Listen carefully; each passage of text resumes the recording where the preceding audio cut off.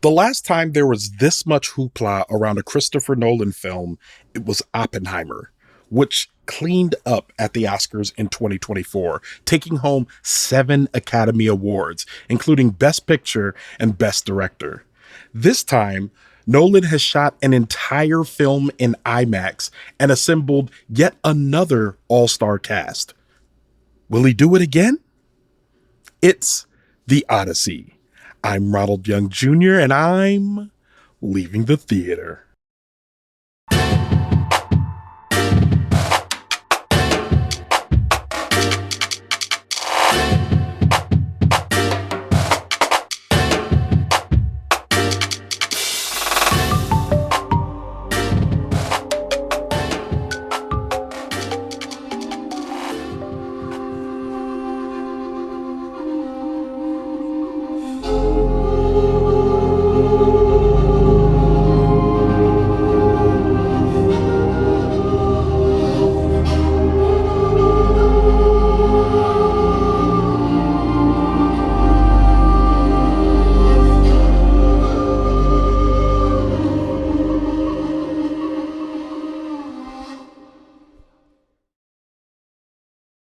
All right, this is Ronald, and I am leaving the theater after seeing The Odyssey.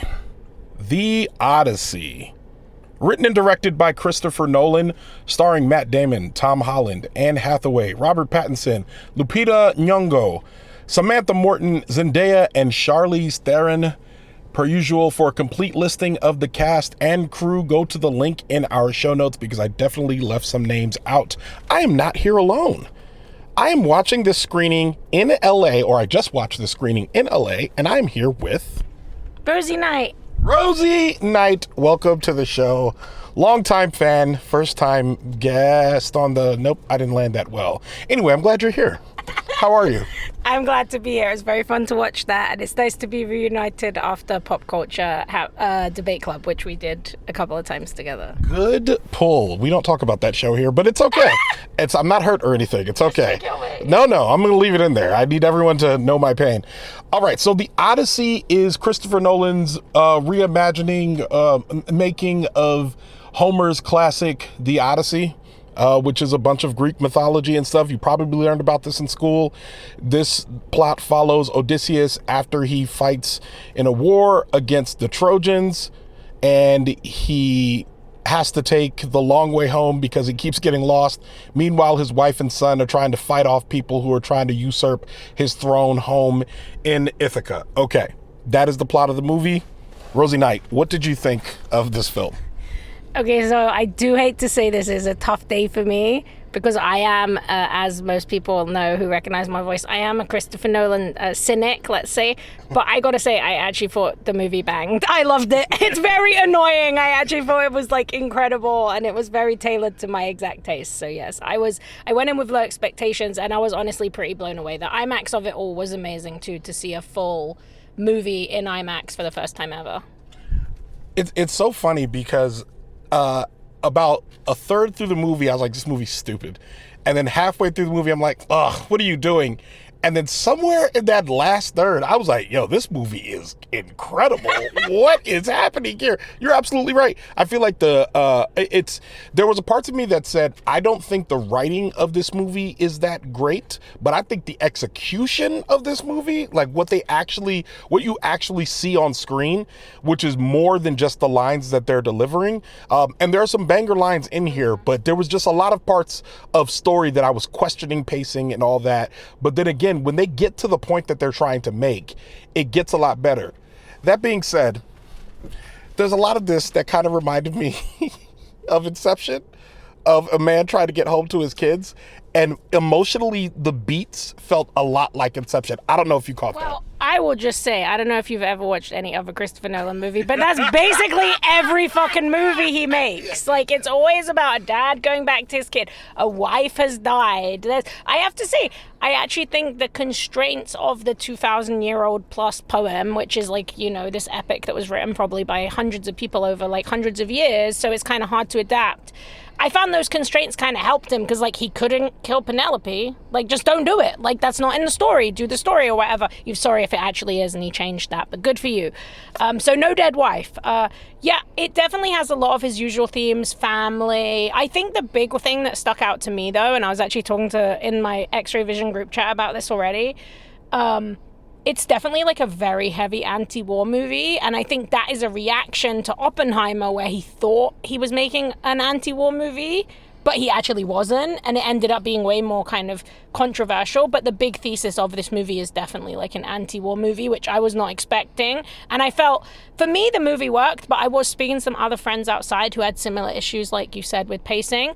But all of them agreed that once you get to the third act and it wraps up, it actually kind of works. And for me, it worked because I felt like it was very lyrical and weird and kind of like an oral story, because you just jump between so many different characters. But it worked. I felt like he got the dreamlike weirdness down. That was perfect. I think dreamlike weirdness is a great way to talk about it. As a matter of fact, I think he kind of stretched as a filmmaker in this one, because, and I mean, we're talking about a person who did Interstellar. He's good at imagining things. He's good at Inception, Tenet. He's good at imagining things. As a matter of fact, I'm hoping that he's imagining something new for his next film. I don't want to see another historical drama from him, but knowing what he was capable and how he executed, especially the scene, there's a scene where, well, I'll just say pigs. There's pigs. Mm-hmm. And that scene was body horror. And I don't like body horror, but I was watching the whole time with my hands on my head, but I was watching the whole time. So I feel like he's definitely stretched himself as a filmmaker here in a way that, I mean, I already know this is a front runner for Best Picture. It's everything that Hollywood likes. It is a big, a spectacular, epic film.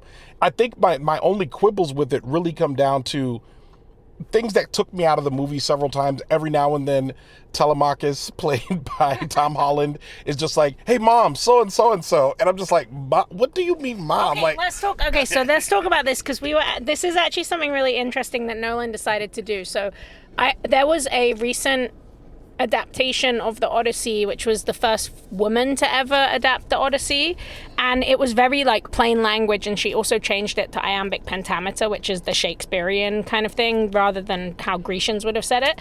And I think because of that, he went for this like loose, easy, free, so it doesn't feel forced. And I actually think for like 95% of the movie it works really well, because a lot of times when you watch like Lawrence of Arabia or like an old-timey Cleopatra, they're doing such accents that it ages it. It's campy, they're all talking in like very high British. So I think that the casual nature for the most part really lures you in. But then like at one point, I'm pretty sure that Tom Holland did throw a sword and go, "Dad, swords," or something, and I was like but generally I do want to give credit to the whole cast, actually, including Tom Holland and also the Punisher himself, John Berthel. He's really great in this movie, and he did not stretch as an actor in this movie. No, he didn't, but this is actually the thing that worked for me about this movie, right? John Bernthal's being John Bernthal. Robert Pattinson's being Robert Pattinson. Zendaya is acting as a beautiful young woman, but she's barely in it, right? So she's basically Zendaya. But the way that they put the story together and they cast everything, there were truly moments where I was so engrossed that I was not just thinking, oh, that person's seen an Air One, that person sent a text, which like with Nosferatu, like Eggers' last movie, I really struggled with that with Lily Rose Depp. I do feel like also, you mentioned the horror, I do feel like this is a Christopher Nolan who for the first time has like watched Robert Eggers and Denis Villeneuve.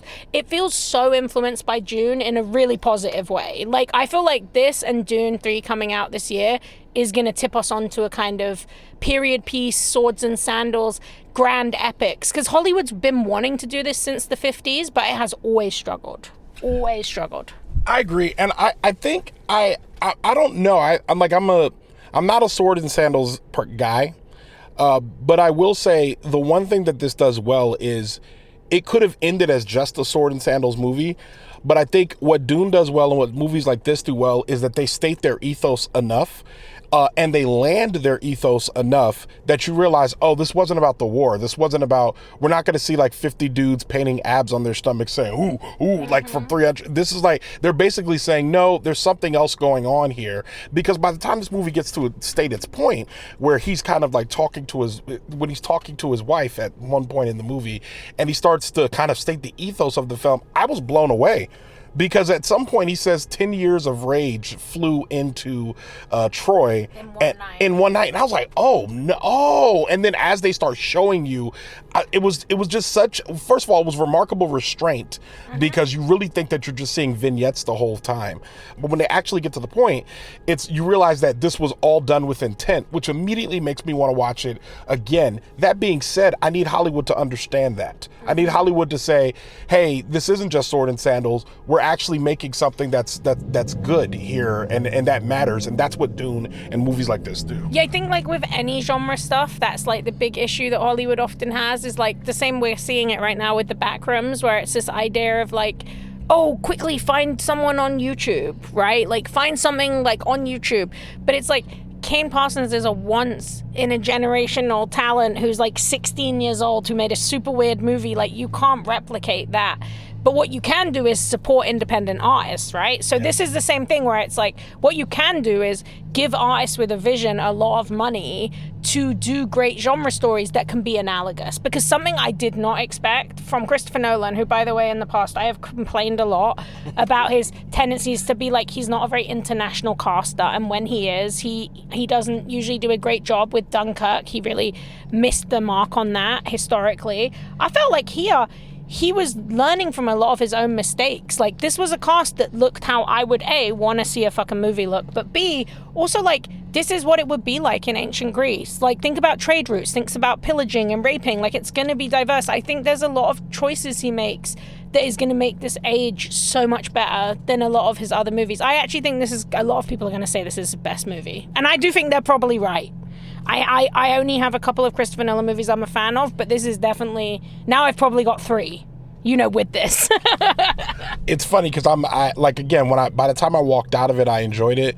And the more I talk to you, the more that my score on this is adjusting. I love Christopher Nolan, unlike you. And I feel like when I think about this as a part of his canon, it obviously fits his most recent canon, because Dunkirk, Oppenheimer, all of those, Tenet is the only one. Tenet is kind of the odd man out now. If you think of it as last 4 movies, it's Dunkirk, Oppenheimer, Tenet, and the Odyssey. And Tenet's really like more of the last bastion of like the Batman sci-fi era, Interstellar, Inception, all that. So because of that, it makes me say, I don't know what he's going to do next, but I will say he is a very sharp filmmaker right now, and it's going to be very, I almost feel like he might need to quit. Like, I don't think, like, there's a part of me, I'm like, where do you go from here? I'm not gonna lie, it does feel like he's kind of done, this is a magnum opus. Like, it felt to me like all of his British tendencies, all of his storytelling tendencies, all of his film nerd tendencies, to be the first director to ever direct a full feature-length film completely in IMAX. Like, it's all led to this. I think if I was going to see him do anything, I would love to see him, like, take a 25 mil budget and do, like, a mid-budget, like, crime thriller or something like he used to do. And again, not a huge fan of all of his work, and I will say I do think the reason this is really good is also because he had so much source material to work from. I think that helped for me. I would love to see him adapt something where he's not just directly ripping off an anime movie. So, like, let's do an original movie next, Christopher, a little bit lower budget, but I know really Universal's probably going to ask him to do the Iliad, and honestly I would be there on the first day. So I can't complain. Okay, so here at Leaving the Theater, we rate movies out of 5 stars. I know this is your least favorite thing, but it's out of 5 stars, and you can use decimals. Let me just tell you what the scale is so you understand it. So 1 is this; it's irredeemable, basically. 2 is I didn't like this. I hated it, didn't like it. 3 is I would watch this again. That is the most basic, down the middle. I would watch this again. When you start to get above 3, when you get to like 3.25, 3.5, you really enjoyed this movie. 4 is typically where a lot of the Oscar films live, and most of the movies that you really like, they live around the 4 range. And then 5, typically, so you know, the first movie I ever gave 5 stars to was Godzilla -1.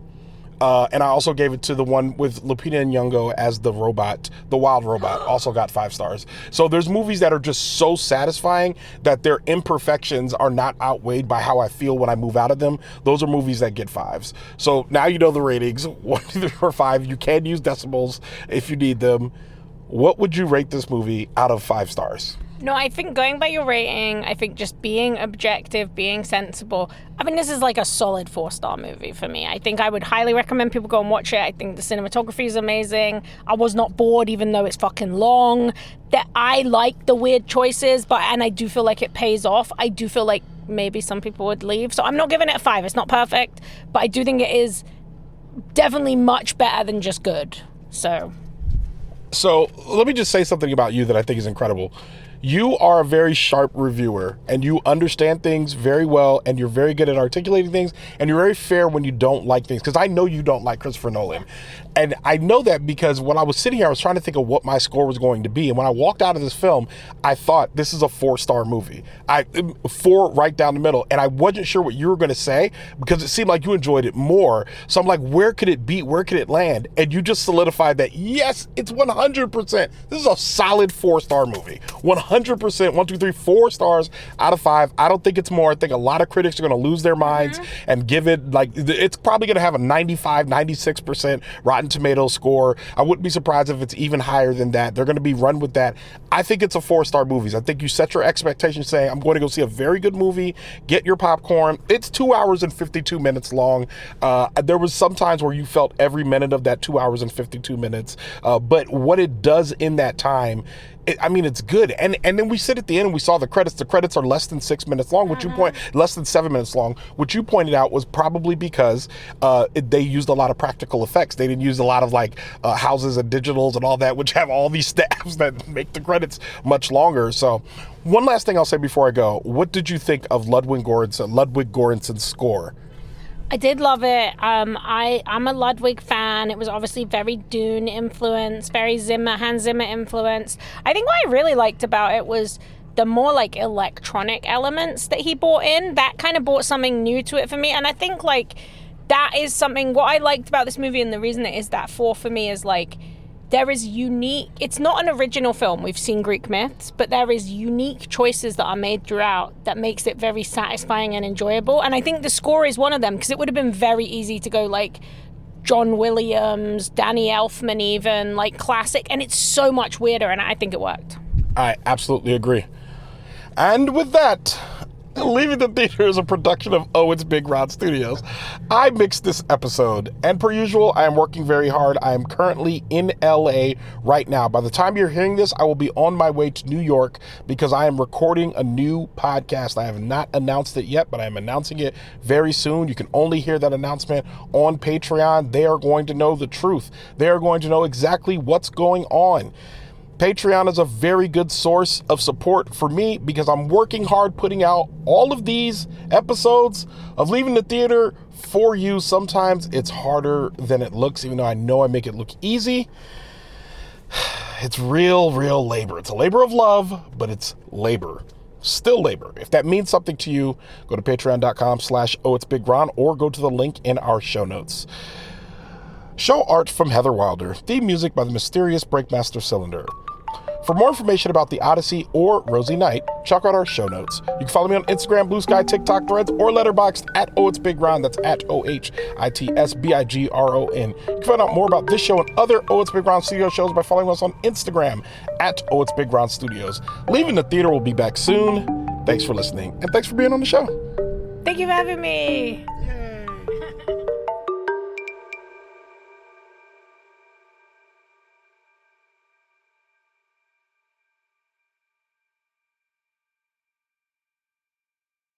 Leaving the Theater is a production of Oh It's Big...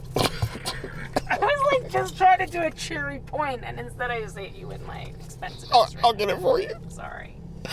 And with that... And with that,